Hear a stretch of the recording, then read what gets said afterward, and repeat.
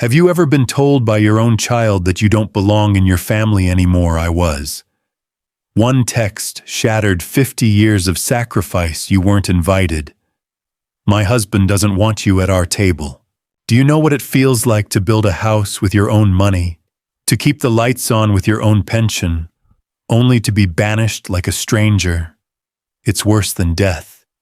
It's being erased while you're still alive. But that night, as I sat alone in the house my late wife and I built, I realized something. If they could cut me out so easily, then I had been living a lie. Stay with me, because what I did after that text turned their perfect world upside down, and it gave me back something they never expected: my dignity, my freedom, and a future I thought God had already closed. At 79 years old, you'd think I had grown used to life's disappointments. But nothing prepares you for a text from your only daughter that reads, "You weren't invited to dinner. My husband doesn't want you there. We'd rather keep it small. Just he doesn't want me there. And my daughter, my own flesh and blood, went along with it. My name is Walter Grayson. I've lived in Charlotte, North Carolina, nearly all my life. For 52 years, I've woken up in the same brick house on the edge of town, a house my late wife Irene and I built one nail at a time. Irene's been gone 12 years now. Pancreatic cancer took her fast, 3 months from diagnosis to funeral. I thought the hardest day of my life was lowering her into the ground. Turns out life had more lessons for me. This house creaks with my bones, but it holds me together. Every dent in the banister, every scratch on the kitchen table, it all tells a story. Irene once begged me to sell and move to something modern, but I refused. Roots don't transplant well, not after half a century. I spent my working life as a building engineer. Downtown Charlotte still carries my fingerprints in the steel and concrete of its high-rises. I was known for being fair but tough. My signature on an inspection meant that building was safe, and I was proud of that. The price was time away from my wife, and more importantly, time away from my daughter Marissa. She grew up with every material thing money could buy: piano lessons, private schools, summers abroad. What she didn't get was a father who sat front row at her recitals. By the time I looked up from blueprints and work orders, she was already grown, already slipping away into the arms of a man named Derek Waller, a finance man with the kind of smile that never reaches the eyes. From the first handshake, I felt calculation behind his grip. But Irene believed in second chances and seeing the good in people, and so I swallowed my doubts. I helped them get started, paid the down payment on their first condo, then later much more. And now, after all those years, all those checks, I am told in writing that I'm not welcome at their dinner table. I'll tell you this, friends. A man can endure many things in old age: a bad hip, an empty bed, even the endless pills lined up in a plastic tray. But being told by your own child that you are outside the family, that wound cuts deeper than any surgeon's scalpel. Stay with me, because what happened next didn't just change one dinner plan. It changed the entire course of my old age. If you're watching this right now, tell me in the comments, where are you listening? From which city, which state, which country? I'd love to know how far these stories travel. And don't forget to subscribe to Brian's Story so you never miss what comes next. The morning that message arrived, I was already awake before sunrise. At 79, my body has its own clock. I rose at 5:30, brewed a pot of black coffee, and stepped onto the back porch with the paper tucked under my arm. The air smelled faintly of wet grass and the last blooms of summer. For a moment, I almost convinced myself it was just another ordinary day. But that text, it sat in my chest like a stone. I looked out over the yard. The old oak tree at the corner still stood strong. I planted it with Marissa when she was 5 years old. She'd worn a yellow dress that day, her hands dirt-stained but smiling ear to ear. I sometimes wonder if she even remembers.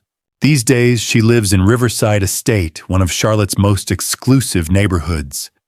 It's the kind of place with iron gates, uniformed security guards, and homeowners' fees that cost more than most people's monthly rent. Her house, a $2.1 million dream home with a marble foyer, 2 Teslas in the driveway, and a kitchen she rarely cooks in because takeout arrives faster. And who made that dream possible? Me. When they found the perfect house, Marissa called in tears, saying they were short on the down payment. Short meant $350,000 money I pulled straight from my savings. I told myself it was family and family helps. On top of that, I covered the first year of bills. Over 200 automatic payments, mortgage, utilities, Gardner insurance, even their country club membership. I thought maybe they'd see me differently, that they'd remember I wasn't just a man with a checkbook. But nothing changed. If anything, it got worse. Derek introduced me at their housewarming as Marissa's father, with no mention of how the house had been bought. When I tried to talk about my work, he cut me off with some slick joke about old bureaucrats stuck in the past. I smiled politely, but inside I felt myself shrinking. Since then, I've only been invited over when something breaks, an air conditioning rattle, a faucet leak. I'd fix it quietly and slip out before dinner. Sometimes they took me for a rushed lunch, but I always felt like a time slot squeezed between their real plans. Meanwhile, my granddaughter Clara, she's different. 26, working in cybersecurity. She calls me just to chat, just to ask how my back is holding up. Last week, she dropped by unannounced with Chinese takeout and a bottle of bourbon. We ate noodles from the carton on my porch, and for the first time in weeks, I laughed out loud. Clara has Irene's eyes, the same warmth, the same truth. She's the only one who reminds me that I'm more than a funding source. And yet, that text from Marissa still stung worse than any insult Derek ever threw my way. Not welcome. Not family. I stared at the glowing screen, my hands trembling just slightly. Irene would have known what to say, how to fight back. She always saw through Derek's charm, always warned me he'd take and take until nothing was left. I never listened. Now here I am, a widower in a quiet house, told I don't belong at a dinner I helped pay for. Tell me, friends, have you ever been told by your own child that you're not wanted? That after everything you gave, your seat at the table doesn't exist anymore? Because that was the moment something inside me shifted.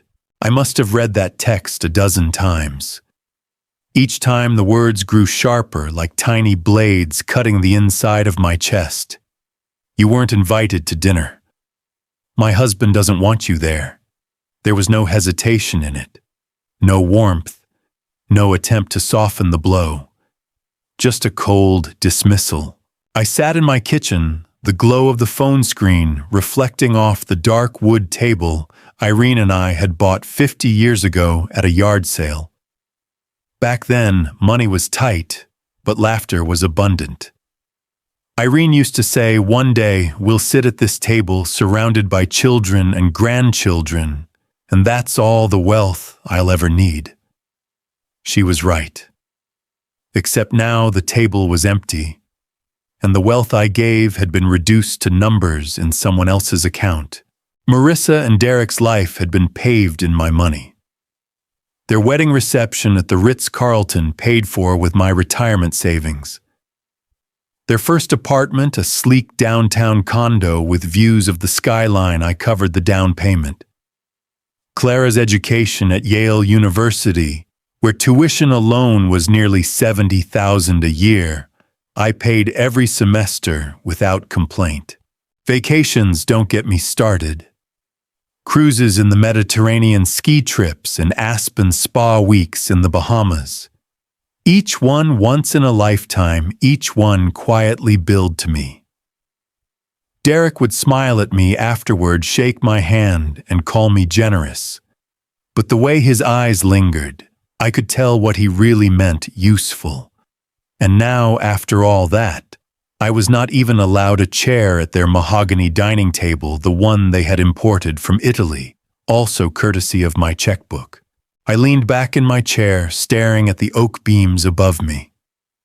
For years, I convinced myself that money was my bridge to Marissa.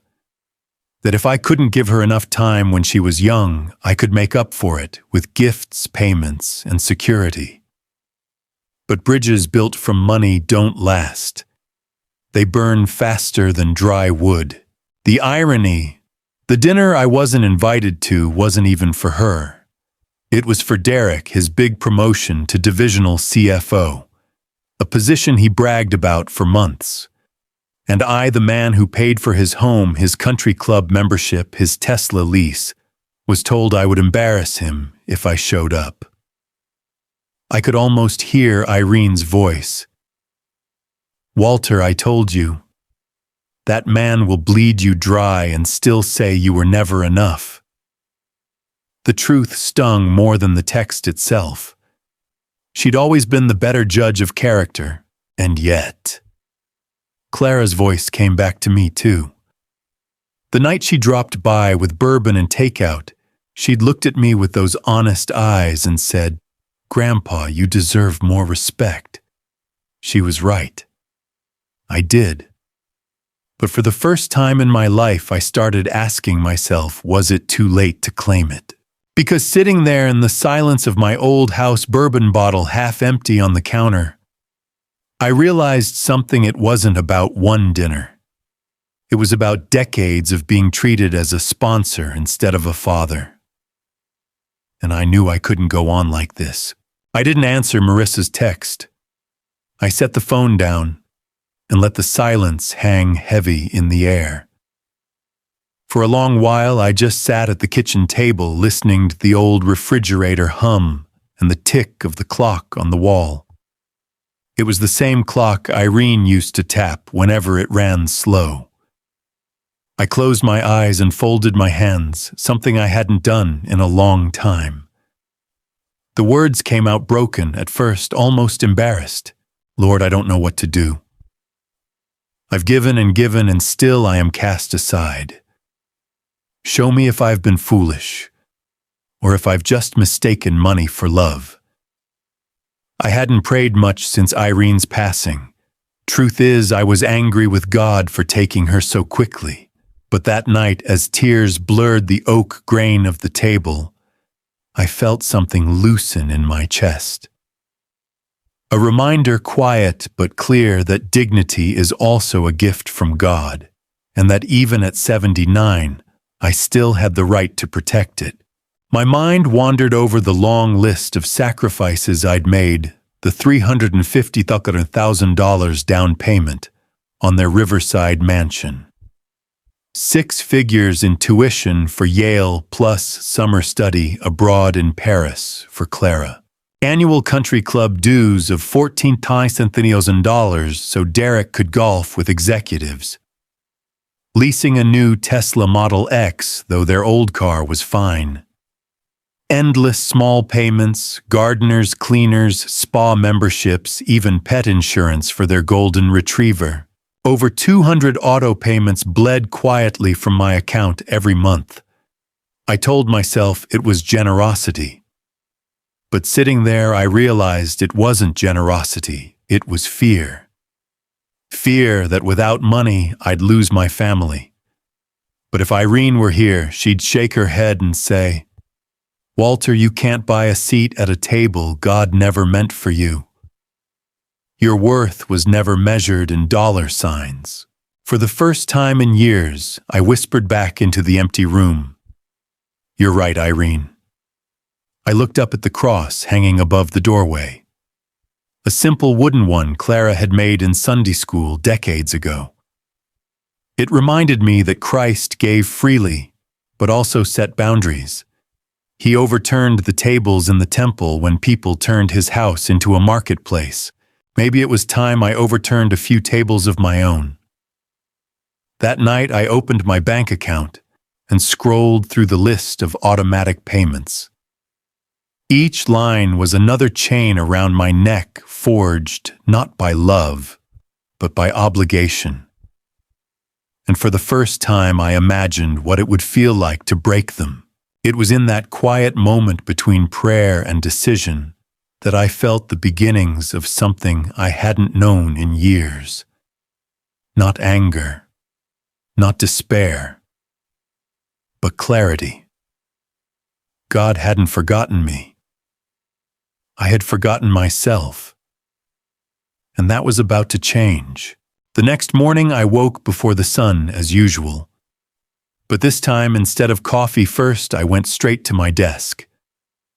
The glow of the computer screen lit the dark study like a spotlight on a stage. And in that light, I was finally ready to play my part, not as benefactor, not as dad the ATM, but as a man reclaiming his dignity. I opened my online banking. Line after line of automatic payments scrolled across the screen, each one a reminder of how far I'd bent myself to keep peace in a family that still cast me aside.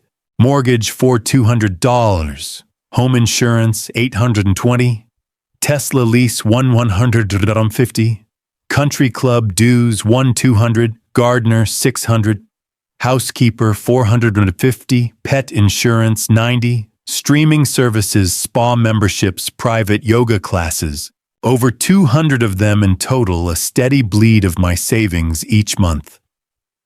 I thought of Irene. She would have never stood for this. She was generous, yes, but practical. She would have said, Walter, you're not helping them, you're enabling them. My hand hovered over the mouse. For a moment, I felt the old fear creep in. If I stopped paying, would Marissa stop speaking to me altogether? Would Clara be caught in the middle? Would I become truly alone? But then my eyes caught the little wooden cross on my shelf. Clara made it when she was 8, glued together from popsicle sticks and painted purple.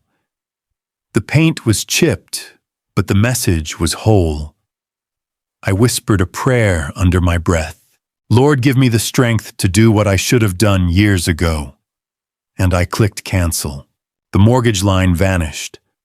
Another click insurance gone. Another gardener gone. Another country club gone. Each click was a release, like cutting through shackles one by one. At first I felt a pang of guilt, as if I were betraying them. But with each cancellation, guilt gave way to something I hadn't felt in years: relief. By the time I was done, more than 200 payments were erased. The screen looked bare, almost naked, but for the first time in decades, it felt clean. I leaned back in my chair, exhaling long and slow. My hands trembled, not with fear this time, but with adrenaline, with the shock of having finally taken control. I sent a short email to my lawyer. Effective immediately, all financial support to Marissa and Derek has ceased.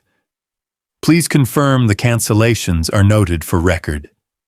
No explanations, no apologies, just a simple statement of fact. I poured myself a glass of water, no bourbon, not this morning, and stood at the window. The sun had just begun to rise over the neighborhood. Birds sang as if the world itself was congratulating me.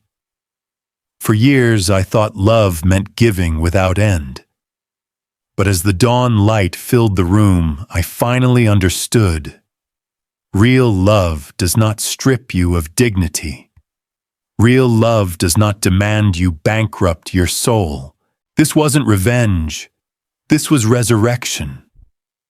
And I was only just beginning. That evening, Clara stopped by unannounced, just as she often does.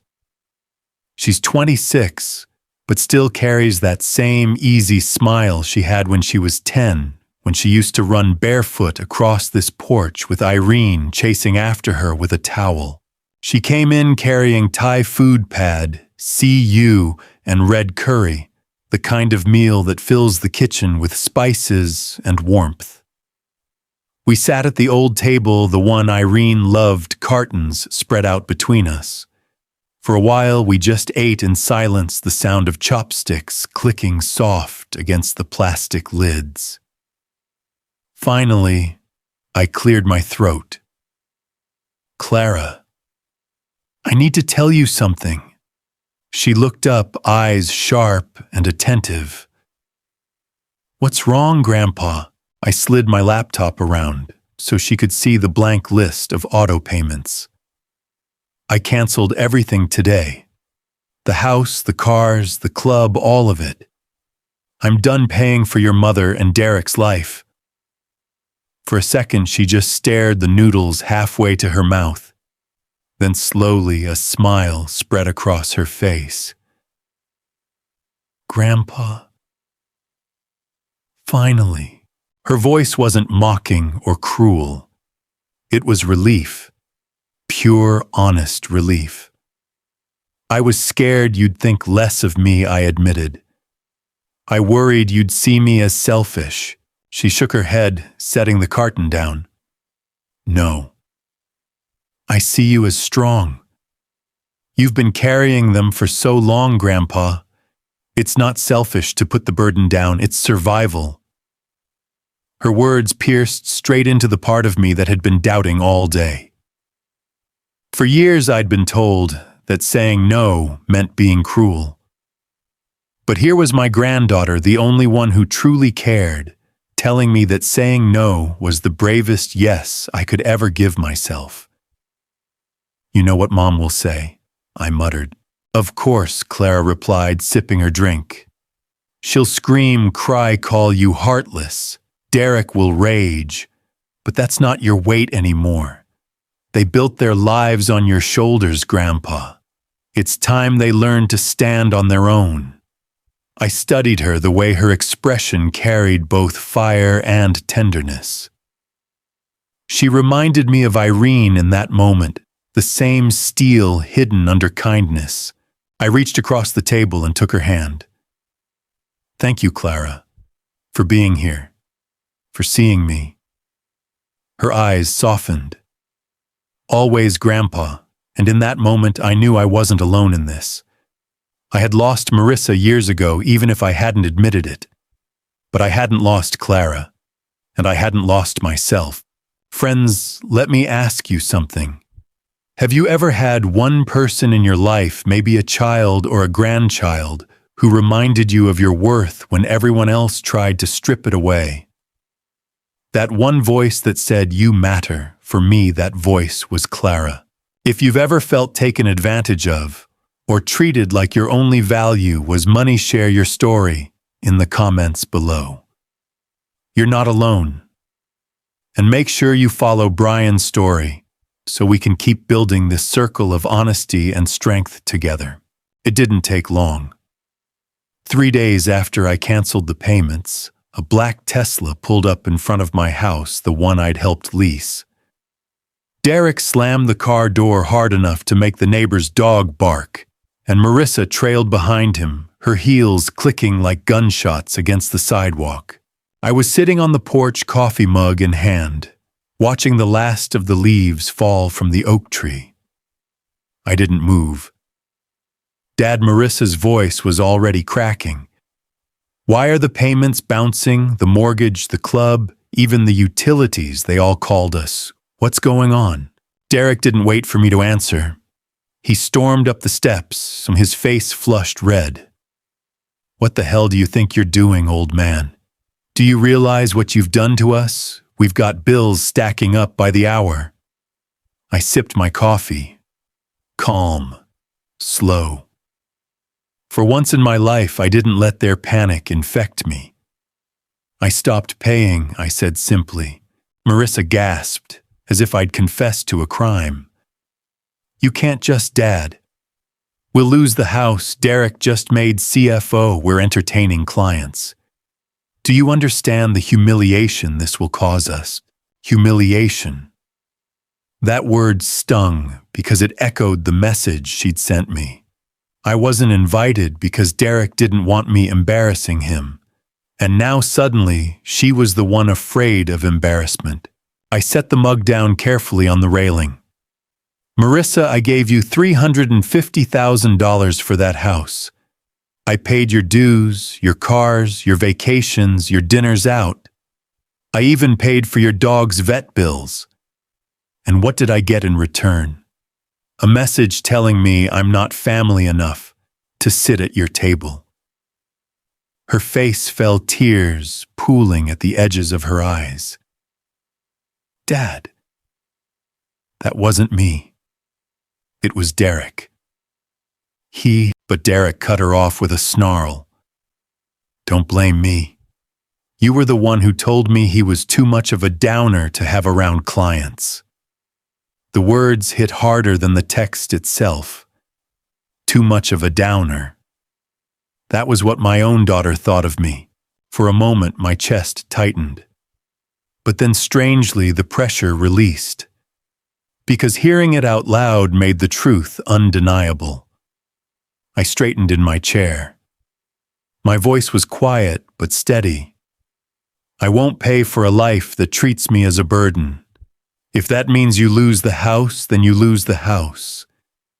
That's not my cross to carry anymore. Derek's fists clenched at his sides.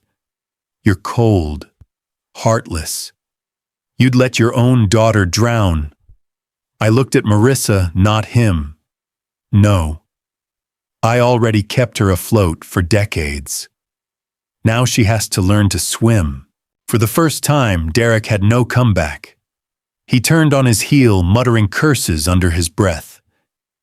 Marissa lingered for a heartbeat, her lips trembling like she wanted to say something. But in the end, she followed him to the car. The Tesla roared down the street, leaving behind only silence and the faint smell of burned rubber. I picked up my coffee again, though it had gone cold. My hands didn't shake. My voice didn't falter. For the first time in years, I had drawn a line and stood firm on my side of it. 2 nights later, I heard a soft knock at the door. Not the angry pounding of Derek, but hesitant, almost childlike. When I opened it, Marissa stood there alone. No makeup this time, her hair tied back loosely, eyes swollen from crying. Dad, can I come in? I nodded and stepped aside. She slipped into the living room and sat on the old sofa Irene used to love the fabric worn thin but still holding. For a long while, neither of us spoke. I just watched her twist a tissue in her hands, the way she used to fidget with her hair ribbon when she was a girl. Finally, she broke the silence. Dad, I'm sorry about the text, about Derek, about all of it. But we can't do this without you. The bank's already calling. If we lose the house. Her voice cracked. It'll ruin us. I sat in my recliner across from her, hands folded. Marissa, you won't be ruined. You'll just be living within your means. There's a difference. She shook her head fiercely. You don't understand. Derek's career depends on appearances. If people know we can't keep the house, he'll lose face. I finished for her. And what about me, Marissa? What about the face I lost every time I walked into your home as nothing more than a sponsor? You told me your own father that I wasn't family enough to be invited to dinner. Do you understand the wound that left? Tears rolled down her cheeks. I didn't mean it. I was caught between you and Derek.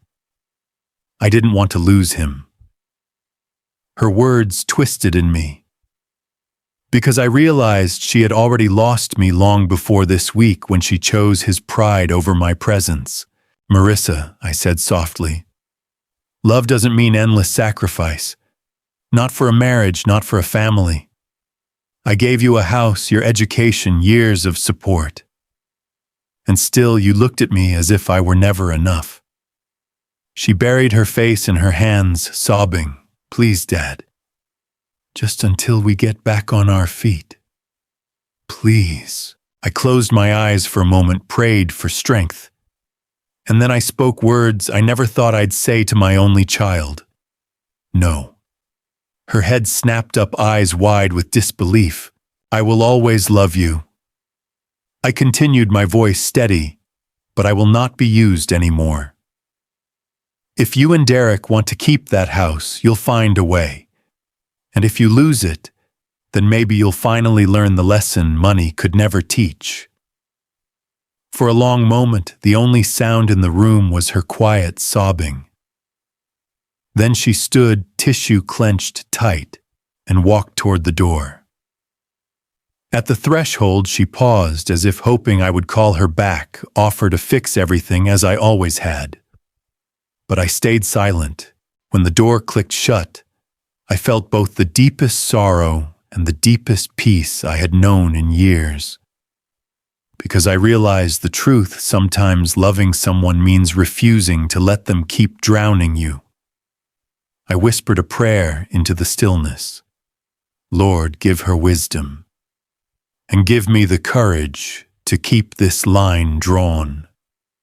For the first time in decades, the house didn't feel empty. It felt mine again. The news came not from Marissa, not from Derek, but from Clara. One Saturday morning, she showed up with bagels and the local paper tucked under her arm. She laid it on the kitchen table, her eyes already scanning mine. Grandpa, you should see this. Front page of the real estate section.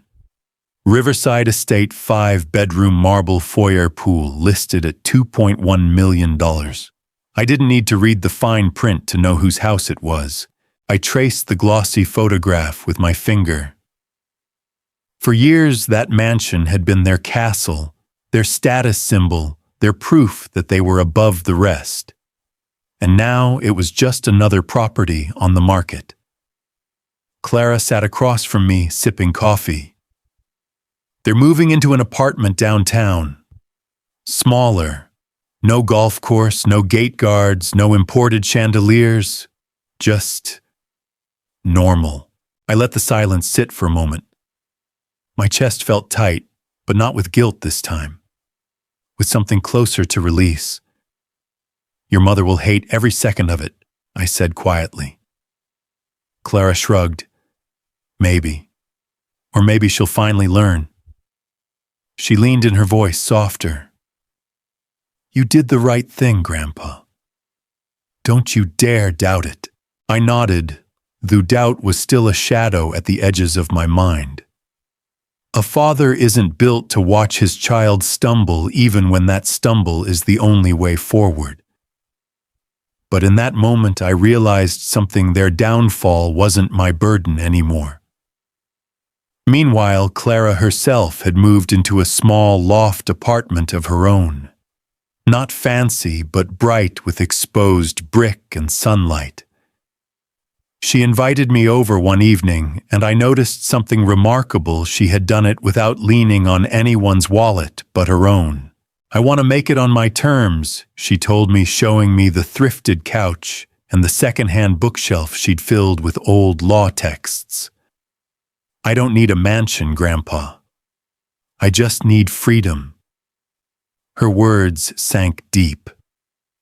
Because that's what I wanted too, freedom. For the first time in years, I allowed myself to imagine what life could look like without the weight of everyone else's needs. I pictured mornings at the library, evenings at the little church choir Irene once sang in, maybe even trips Clara and I could take without Derek's sneer hanging over us. And then, unexpectedly, another face came to mind, Evelyn Hart. I'd met her at the library a few weeks earlier in the Dickens book club. 74, a widow, sharp-witted with a laugh that came from her belly. She'd teased me for falling asleep halfway through Bleak House, and I'd teased her back about using 3 bookmarks in one novel. It was nothing, and yet it lingered. As I sat there with Clara, the paper spread before us, I realized this wasn't just an ending. It was an opening. God had closed one chapter, painfully, yes, but maybe, just maybe, he was laying the first stones of another path. I folded the newspaper, pushed it aside, and smiled at my granddaughter. For the first time in a long while, Clara, I think I know where I'm headed. 2 weeks later, I found myself standing in the small meeting room of the Charlotte Public Library. A circle of chairs, paperbacks piled on a folding table, the smell of coffee drifting in from the lobby. The Dickens book club. I almost turned around at the door, old habits of retreat die hard. But then I saw her. Evelyn Hart. 74, silver hair, pinned neatly, a scarf the color of autumn leaves draped across her shoulders. She looked up from her book and caught my eye with that same warm laugh I remembered. "Mr. Grayson," she said, smiling, "don't tell me you fell asleep on chapter 3 this time." The room chuckled. I chuckled too.